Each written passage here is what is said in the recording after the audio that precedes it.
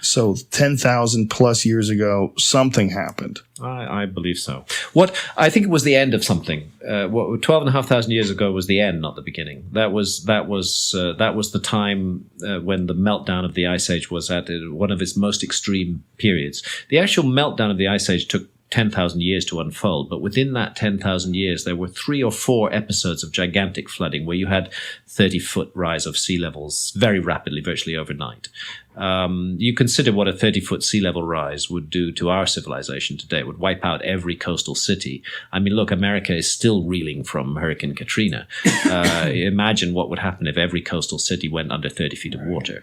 It's enough to destroy any civilization. So it was a climate change thing, you think it was? Yeah, it was certainly a climate change. But you know, the cataclysmic explanation of ice caps is to do with pole shifts, and to do with the mechanism called Earth crust displacement, which was first proposed by Charles Hapgood, and I go into this at some length in Fingerprints of the Gods. The notion that the outer crust of the Earth, rather like the sort of skin of an orange, could move around the fruit, the inner core of the Earth, that the crust could move, and therefore, in Hapgood's theory, ice forms on areas of the crust that are close to one or other pole.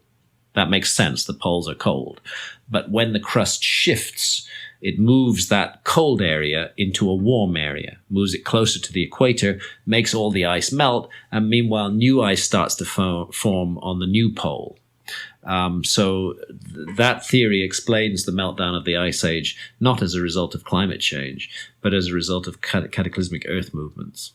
And that explains also ancient maps of Iceland and Greenland. It does. I think the maps are a very important question, which I do not see any academic providing a good answer to. There are maps.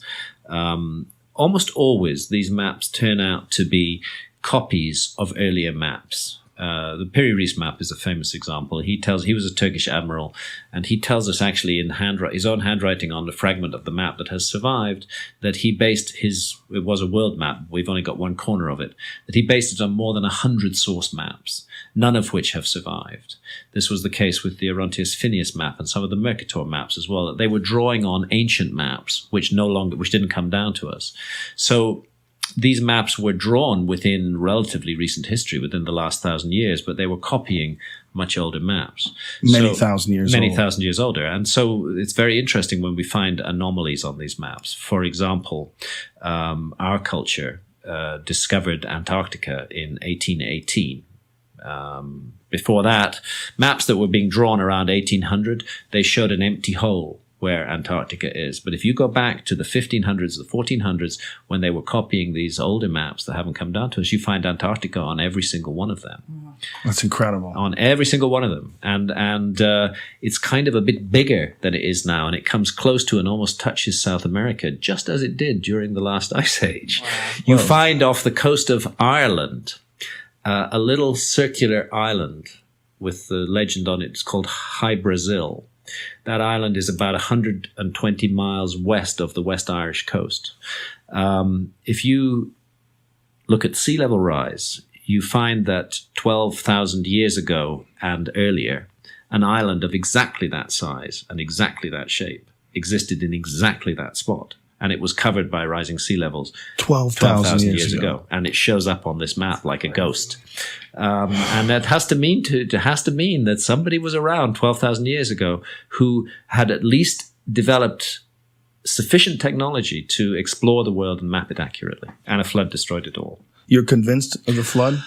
Like I say, I'm not here with a belief system. I'm here with anomalies and problems in the mainstream model, and what the evidence suggests to me very, very strongly is that those cataclysmic Earth changes at the end of the Ice Age, and even regardless whether a pole shift or a crustal displacement was involved, nobody can dispute that the meltdown of the Ice Age was a cataclysmic event. It involved huge amounts of volcanic activity, and it involved these tremendous releases of water. So the ice would actually accumulate in glacial lakes for thousands of years. It would melt, slowly melt. And then suddenly, this is the mainstream model, suddenly the the banks of the ice dam that held back that water would burst, and the whole mass of 4,000 years of meltwater would pour down into the world ocean in one moment. And the water descending from the top of the ice cap would reach speeds of 600 miles an hour, and it were a wave height of close to 1,000 feet. It then tears across the landscape that lies below the ice cap. And you see this still, the scablands of New Jersey, the Finger Lakes of New York State. These are the results of those massive outburst floods that then tear across the land and then pour into the water, and whoosh, up goes sea level. Whoa. Holy shit. Could you imagine a 1,000-foot high wave just tearing across the entire continent? It happened. It definitely happened. It definitely happened. Mainstream science is not in disagreement on that. How excited were you about the discovery of Atlantis? Do you buy into that 100%? Well, Atlantis for me is one of thousands of traditions about a high episode of human civilization in remote antiquity, destroyed when that civilization angered the gods. That is a universal story. It's told everywhere. And the Atlantis story is better understood as part of that worldwide tradition rather than viewed in isolation. It's very interesting. The Atlantis story comes to us from the Greek philosopher Plato. He is the earliest source of the Atlantis myth, if it's a myth. And he sets out information about Atlantis in two of his dialogues, the Timaeus and the Critias. And what he says is that this information came to him through an elder figure who's called Solon, a Greek lawmaker who existed about 100 years before the time of Plato, but was in Plato's family. And the information had been passed down to Plato. Solon had received the information from priests in Egypt. They told him about Atlantis. This is how Plato tells the story. And when Plato tells the story, he actually puts a date on the submergence of Atlantis. And that date is 9,000 years before the time of Solon. That means 9,600 BC. That means 11,500 years ago. And we're right there in that window when the Ice Age is melting down and hell is being unleashed on Earth. And if Plato made it all up, I really need to understand how he got the date right.